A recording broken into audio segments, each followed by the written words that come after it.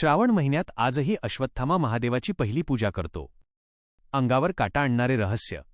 ज्या मंदिरात भल्या पहाटे मानवी पाऊल पडणेही कठीण आहे, तिथे दररोज सूर्योदयापूर्वीच महादेवाला ताजी फुले आणि ताजे पाणी कोण वाहून जाते? 5000 वर्षांपासून अमर असलेला अश्वत्थामा आजही श्रावणात महादेवाची पूजा करतो का? हा प्रश्न फक्त एक दंतकथा नसून विज्ञानालाही थक्क करणारे एक असं गूढ आहे, ज्याचं उत्तर आजही कोणाकडे नाही. नक्की काय घडते त्या निर्जन किल्ल्यावर? कसं उघडतं पहाटेच्या त्या पहिल्या पूजेचं रहस्य? आणि महाभारतातील एक योद्धा आजही आपल्या डोळ्यांसमोर जिवंत आहे का? चला जाणून घेऊया या अंगावर काटा आणणाऱ्या अध्यायाची संपूर्ण कथा. कुरुक्षेत्राचे महायुद्ध संपले होते. चारी बाजूला फक्त आणि फक्त रक्ताचे पाट, मृतदेहांचे खत आणि हतबल किंकाळ्या यांचाच आवाज घुमत होता. पांडवांचा विजय झाला होता, पण या युद्धाच्या शेवटी एका अशा घटनेचा जन्म झाला, ज्याने एका महान योद्ध्याला जन्माची नाही तर युगायुगांची भयानक शिक्षा दिली. तो योद्धा म्हणजे गुरु द्रोणाचार्यांचा पुत्र अश्वत्थामा. अश्वत्थामा हा कोणताही सामान्य योद्धा नव्हता. त्याचा जन्मच भगवान शिवाच्या रुद्र अंशाने झाला होता. त्याच्या जन्माच्या वेळी त्याच्या कपाळावर एक अत्यंत दिव्य मणी होता. हा मणी त्याला भूक, तहान, रोग, शस्त्र आणि कोणत्याही देव किंवा दानवाच्या भयापासून अमरत्व देत असे. परंतु युद्धाच्या शेवटच्या रात्री जेव्हा अश्वत्थामाने क्रोधाच्या भरात पांडवांच्या पुत्रांची निद्रिस्त अवस्थेत हत्या केली आणि उत्तराच्या गर्भावर ब्रह्मास्त्र चालवले, तेव्हा भगवान श्रीकृष्णांचा क्रोध अनावर झाला. श्रीकृष्णाने अश्वत्थामाच्या कपाळावरील तो दिव्यमणी उपटून काढला. कपाळातून रक्ताची धार वाहू लागली. त्यावेळी श्रीकृष्णाने अश्वत्थामाला एक असा शाप दिला, ज्याचा विचार करूनही आज अंगावर काटा येतो. श्रीकृष्ण म्हणाले होते, तू जन्माला आलास खरा, पण तुला मरण कधीच मिळणार नाही. जगाचा अंत होईपर्यंत तू या पृथ्वीवर भटकत राहशील. तुझ्या कपाळावरील या जखमेतून सतत रक्त आणि पू वाहत राहील. तुला भूक लागेल, तहान लागेल, पण अन्न आणि पाण्याचा एक थेंबही तुला मिळणार नाही. तू माणसांच्या वस्तीत जाऊ शकणार नाहीस. एकाकी वेदनेने तळमळत तू जंगलात आणि पडीक किल्ल्यांमध्ये भटकत राहशील. 5000 वर्षे उलटून गेली. कलियुग आले. साम्राज्ये बदलली, जग बदलले. पण श्रीकृष्णाचा तो शाप आजही कायम आहे. आणि या शापाचा सर्वात मोठा पुरावा म्हणजे मध्य प्रदेशातील बुऱ्हाणपूर येथील असिरगडचा किल्ला. या असिरगडच्या किल्ल्यात एक प्राचीन महादेवाचे मंदिर आहे, ज्याला गुप्तेश्वर महादेव मंदिर असे म्हटले जाते. हा किल्ला एका घनदाट जंगलात आणि प्रचंड उंचावर आहे. रात्रीच्या वेळी इथे जाणे म्हणजे साक्षात मृत्यूला आमंत्रण देण्यासारखे आहे.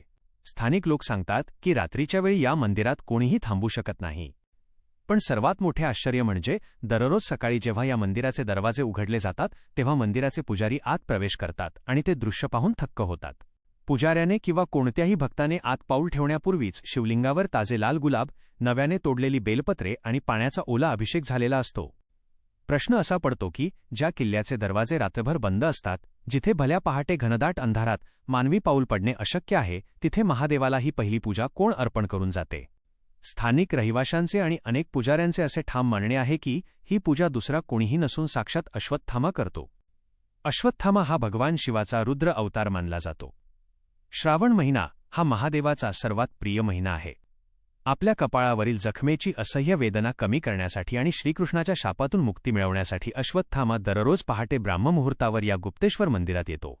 तो गंगेसारख्या पवित्र पाण्याने शिवलिंगाला स्नान घालतो आणि ताजी फुले वाहून महादेवाची आराधना करतो. या मंदिराबाबत अनेक रोमांचक आणि थरारक किस्से प्रसिद्ध आहेत. काही वर्षांपूर्वी एका पत्रकाराने आणि काही धाडसी लोकांनी या रहस्याचा शोध घेण्याचा प्रयत्न केला. त्यांनी ठरवले की ते रात्रभर मंदिरात लपून राहतील आणि पहाटे नक्की कोण येते ते पाहतील. स्थानिक लोक सांगतात की त्या रात्री मंदिरात थांबलेले लोक सकाळी जेव्हा बाहेर आले तेव्हा त्यांची मानसिक स्थिती पूर्णपणे बिघडलेली होती. ते काहीही बोलण्याच्या स्थितीत नव्हते. त्यांनी नक्की तिथे काय पाहिले? कोणती ती प्रचंड आणि धिप्पाड आकृती होती ज्याला पाहून त्यांचे भान हरपले? याचे उत्तर आजपर्यंत गूढच राहिले आहे. असिरगड व्यतिरिक्त नर्मदा नदीच्या किनाऱ्यावर आणि हिमालयाच्या पायथ्याशी राहणाऱ्या अनेक वैद्यांनी, आयुर्वेदिक डॉक्टरांनी अशा घटना सांगितल्या आहेत ज्या ऐकून विश्वास बसणे कठीण जाते. काही वैद्यांच्या सांगण्यानुसार रात्रीच्या अंधारात त्यांच्याकडे 10 ते 12 फूट उंच अत्यंत धिप्पाड शरीर असलेला एक पुरुष आला होता. त्याच्या कपाळावर एक खोल जखम होती, ज्यातून सतत रक्त येत होते. त्या व्यक्तीने कोणत्याही पैशांची मागणी न करता फक्त कपाळाच्या जखमेवर लावण्यासाठी तेल किंवा लोणी मागितले. जेव्हा वैद्यांनी त्याच्या कपाळावरील जखम पाहिली तेव्हा ती जखम मानवी वाटत नव्हती. औषध दिल्यानंतर जेव्हा वैद्याने विचारले की तू कोण आहेस, तर क्षणार्धात ती प्रचंड आकृती अंधारात गायब झाली. महाभारतातील हे पात्र आजही आपल्या आसपासच्या कुठल्यातरी गुहेत, जंगलात किंवा प्राचीन मंदिरात महादेवाच्या ध्यानात लीन आहे. श्रावण महिन्यात जेव्हा आपण महादेवाची पूजा करतो तेव्हा कुठल्यातरी एका निर्जन कोपऱ्यात 5000 वर्षांपासून भटकणारा हा अमर योद्धा आपल्या कपाळावरील वेदना विसरून अत्यंत तीव्र भक्तीने महादेवासमोर डोके टेकवत असतो. विज्ञानाकडे या प्रश्नांचे उत्तर कदाचित नसेल, पण असीरगडच्या त्या मंदिरात दररोज सकाळी मिळणारी ती ताजी फुले, तो पाण्याचा अभिषेक आणि ती न उलगडलेली शांतता आजही ओरडून सांगते की महाभारतातील रहस्ये आजही जिवंत आहेत.